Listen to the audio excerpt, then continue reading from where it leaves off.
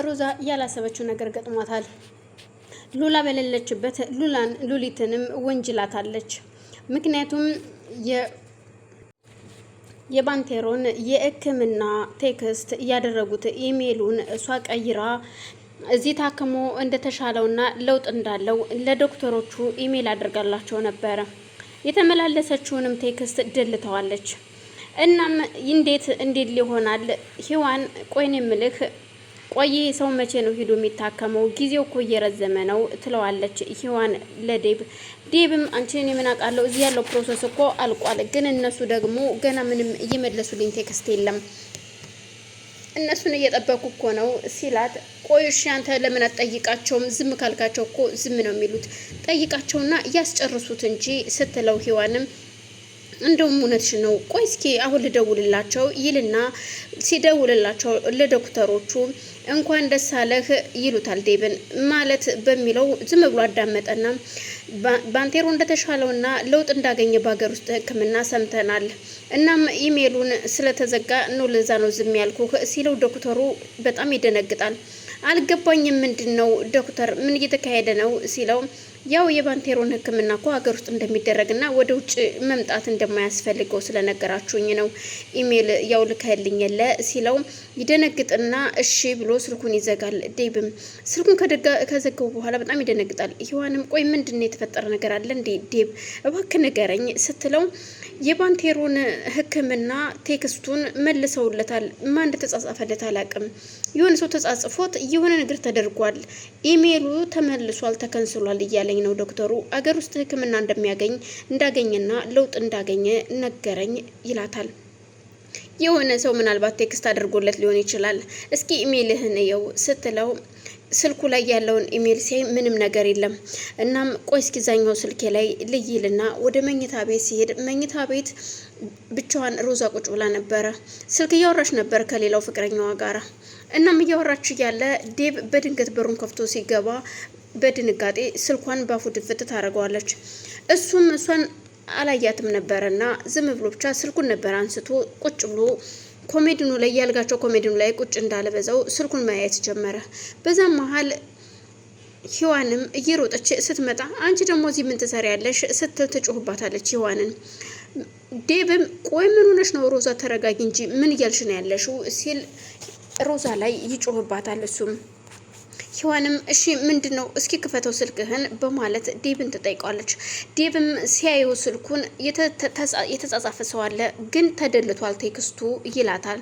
ምንም ነገር እኮ የለም እዚህ ጋር እስኪያምጣው ስልክህን ትልና ሂዋንም የዴብን ስልክ ተቀብላ ስልኩን ስታየው የሆነ ሰው በኢሜል እንደተጻጻፈና ግን የተጻጻፉትን ቴክስት እዚህ ላይ ደልተውታል።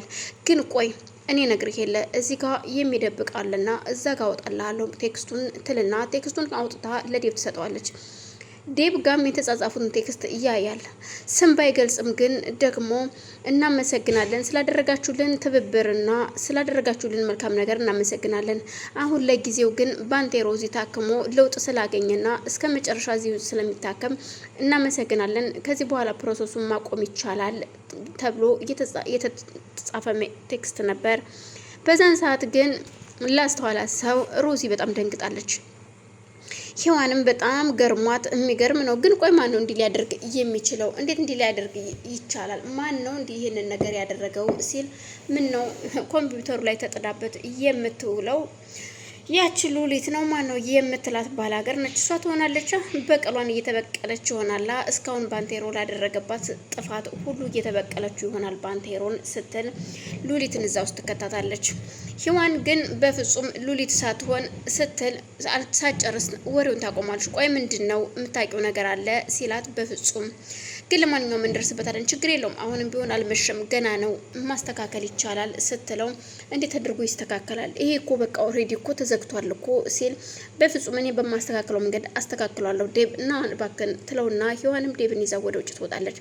ሳሎን ቁጭ ብለው እያለ ባንቴሮ ካጠገባቸው ነበረ። እናም በቃ ስለ ወደፊት ላይፉ እያወራ ነበረ ባንቴሮ። ቆየኔ ግን መጨረሻ ምንድነው የሚሆነው ሲል አይ ወንድሜ ያው ያቺ ከአጠገብ ቁጭ ስትል ምንም አታውቅም የተባለችዋ ልጅ ግን የሕክምና ውጤትን ሁሉ አበለሻሽታለች ስትል ሮዛ ትነግረዋለች ለባንቴሮ። እኮ ምንድን ነው ሲል ያው ውጪ ደህ እንዳትታከም እነሱ መታከም እንደማትፈልግና ደህና እንደሆንክ ጽፋላቸው ይኸው እሱም ላይ ነግር ፈርቶ እኮ ነው ዝም ያለህ አታውቅም እንዲህ ስትል እውነታውን ትነግረዋለች። ባንቴሮ ግን እውነት ሉሊቴን ታደርጋለች ብዬ አላስብም፣ ግን ደግሞ አታደርገውም እና እኔ ከዚህ በኋላ ቁሜ አልሄድም ማለት ነው ሲል በውስጡ በጣም ይናደዳል። ሔዋንም ምንም ችግር የለውም ባንቴሮ ትቆማለህ፣ አይዞህ፣ ነገም ሌላ ቀን ነው ትታከማለህ፣ ምንም ተስፋ እንዳትቆርጥ፣ አይዞ ባንቴሮ እኔ እስካለው ድረስ ምንም አትሆንም ትለዋለች። ሮዛም በጣም ትናደድና እንደዛ ስትል ተነስታ እንደተለመደው ወደ መኝታ ቤቷ ትሄዳለች። ሔዋን ግን የምታውቀው የስራ ባልደረባዋ ስለነበር እዛው ሆስፒታል ውስጥ የሚሰራ እሱን ትጽፍለትና ምንም ችግር የለውም እንደማስጨርስለትና እንዲዱ እንደሚታከም ይነግራታል። እሷን በጣም ደስ ይላታል። ፕሮሰሱን ለማንም ሳትናገር ሁሉን ነገር ከጨረሰች በኋላ ለዴብ ትነግረዋለች። ዴብ ስትለው ወይ የባንቴሮን እኮ የሕክምና ሁሉ ነገር አለቀለት ፕሮሰሱ ትለዋለች። ምን እያልሽ ነው ሔዋን ሲላት፣ አዎ ይኸውልህ አንድ ስራ ባልደረባ ነበረኝና እሱ እዛ ስላለ ለእሱ አናገርኩት፣ እሱ ደግሞ አስጨረሰልኝ። ስለዚህ አሁን ሄዶ መታከም አለበት ትለዋለች። ሮዛ በጣም ተናደድና ይህን ሰው በምን ሄዶ እንዳይታከም ደግሞ በምን ላድርጌ ላሰነካክለው የሆነ ነገር መፈለግ አለብኝ ስትል ግን ደግሞ ሰዓቱ ሄዶ ስለነበር ምንም ማድረግ አልቻለችም። እናም እሱም በጣም ደስ ይለውና ባንቴሮም